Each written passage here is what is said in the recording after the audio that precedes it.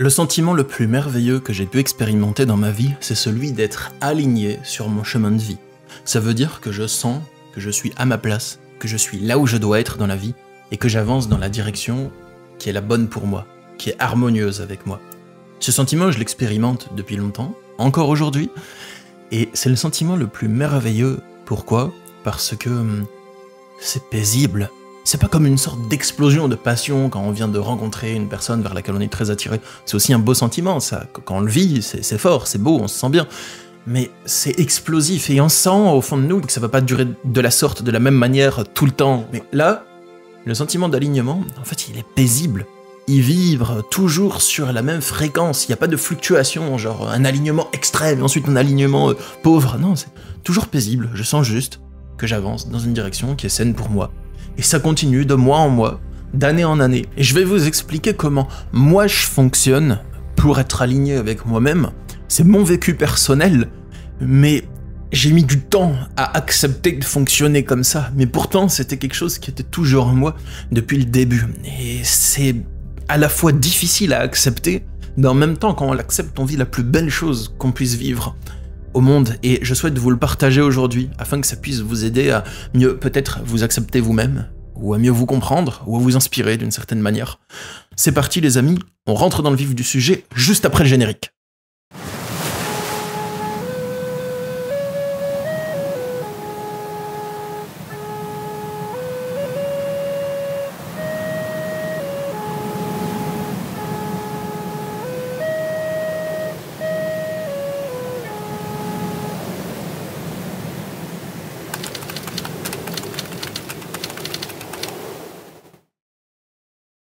Comment je pourrais l'expliquer, c'est que l'univers place en amont de mes pas dans la vie des balises énergétiques.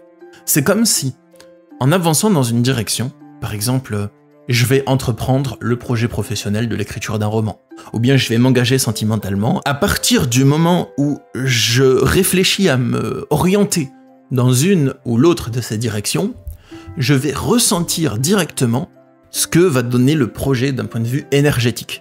Je parle pas d'un point de vue physique et matériel. Pour vous parler très concrètement, si je choisis de m'impliquer dans l'écriture de mon roman, je peux sentir si énergétiquement parlant, tout le long du processus, ça va être quelque chose d'épanouissant et qui me provoque une ouverture et de la joie, ou bien si c'est quelque chose qui va me refermer intérieurement, m'alourdir, m'encombrer. Je le ressens, mais même avant de commencer le chemin. Et c'est pareil dans une relation de couple. J'arrive à ressentir dès le début, dès le premier pas ou dès le premier orteil que je pose dans la relation, si le long de la relation ça va être épanouissant ou si ça va me refermer. Je le sens. Je le sens dès le début, je peux pas me tromper là-dessus. Ça veut pas dire que directement c'est destiné à être la femme de ma vie par exemple, parce que ça on le sait pas, c'est le futur qui va nous le dire. Mais par contre, je sais s'il y a la potentialité d'un épanouissement qui existe dans cette relation, ou si cette potentialité est absente. Si l'énergie de l'autre jure avec mon épanouissement. Et des fois, je le ressens pour une personne qui n'est même pas toxique, hein, qui peut être quelqu'un de gentil, qui peut être quelqu'un de bienveillant et qui a aucune intention malveillante. Mais je ressens directement si ça va m'alourdir.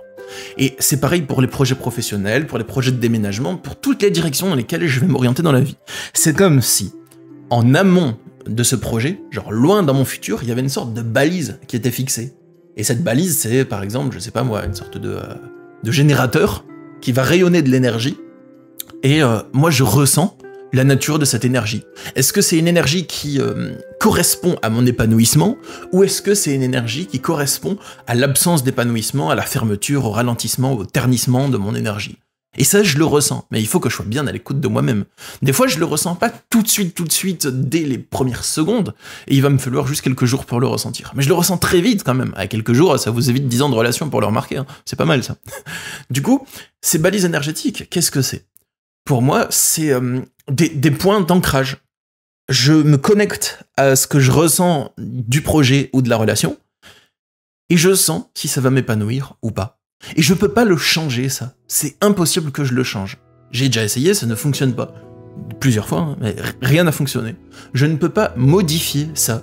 C'est comme si mon chemin énergétique d'épanouissement, il était guidé dans l'avenir par ce que je ressentais de comment vont se transformer les projets que j'entreprends. Je ne peux pas tricher, je ne peux pas négocier, je ne peux pas traiter avec. Tout ce que je peux faire, c'est m'écouter pour être attentif à ce que je ressens, et ensuite renoncer à un projet ou décider de m'engager dans un projet. Mais je ne peux pas modifier ça si je sens dès le départ que ça va foirer. C'est impossible. Ce que je veux dire par là, c'est que c'est impossible pour moi de me forcer à m'épanouir dans une direction dans laquelle je ressens que cet épanouissement n'est pas possible. Je ne peux pas me dire, je vais quand même m'épanouir là-dedans, un peu comme si j'étais un arbre destiné à être un chêne géant, mais je pousse dans une cage. L'arbre, il va pouvoir pousser à un moment, mais à un moment, il va atteindre le toit de la cage. Ensuite, il va pousser de manière difforme en essayant d'occuper toute la place dans la cage, alors que normalement, il est censé juste pousser vers le haut. Vous voyez? Bah, moi, c'est pareil. Si je vais dans une relation, un projet professionnel qui ne me donne pas cette prédestination d'épanouissement, au niveau du sentiment, de ce que j'en ressens, bah je vais essayer de me contorsionner, me boursoufler pour pousser dans cette petite cage, voilà, parce que c'est juste pas fait pour moi. Alors comment arriver à ce stade d'écoute de soi-même? Bah déjà, il y a peut-être pas tout le monde qui est configuré comme moi, peut-être que vous ne fonctionnez pas comme moi, peut-être que ce que je vous dis, ça vous semble trop bizarre et pas cohérent avec votre propre fonctionnement. Et si c'est le cas, je vous encourage à vous écouter. Voilà, mon but, c'est pas de vous pousser à adopter ma vision des choses. Je vous la partage juste au cas où ça peut vous apporter quelque chose. Mais si ça vous apporte rien, bah... fuyez cette vidéo, malheureux! Mais si vous sentez que ça peut vous apporter quelque chose, alors je vous explique comment moi, je suis arrivé à une telle écoute de moi-même. Bien, je pense qu'on est presque tous capables d'avoir ce genre d'écoute de soi. Au début d'une relation, on va sentir si ça va dans le sens de notre épanouissement ou pas. Mais c'est difficile d'être connecté à ce sentiment si on n'est pas connecté à notre âme.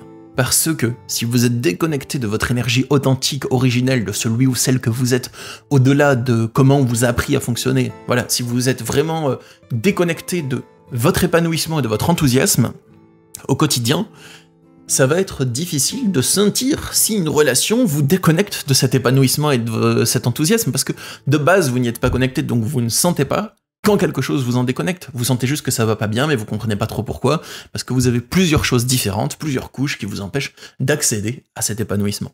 Donc la première chose à faire pour pouvoir ressentir à l'avance si un projet ou une relation va être épanouissante ou pas, c'est de vous connecter à la vibration de votre âme. Et ça, c'est un long travail qui nécessite de dépasser les conditionnements qui nous en empêchent.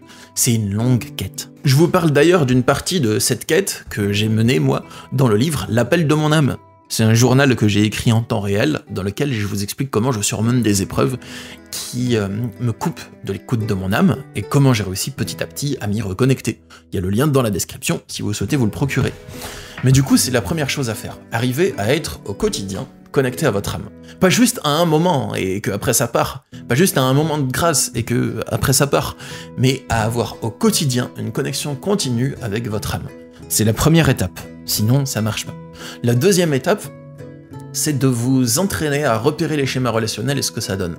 En gros, à chaque fois que vous vous lancez dans une relation de couple ou à chaque fois que vous vous lancez dans un projet professionnel, repérez comment vous vous sentiez avant de vous lancer dans ce projet et repérez comment vous vous sentez au fur et à mesure que ce projet ou cette relation se développe. Et ensuite, à force de faire ça de manière répétée, vous allez prendre l'habitude d'être plus à l'écoute de vous et d'avoir plus confiance en vous et de repérer le début de ce sentiment, ah bah oui, au fond, je le savais et je l'avais ressenti que la relation allait se terminer ainsi.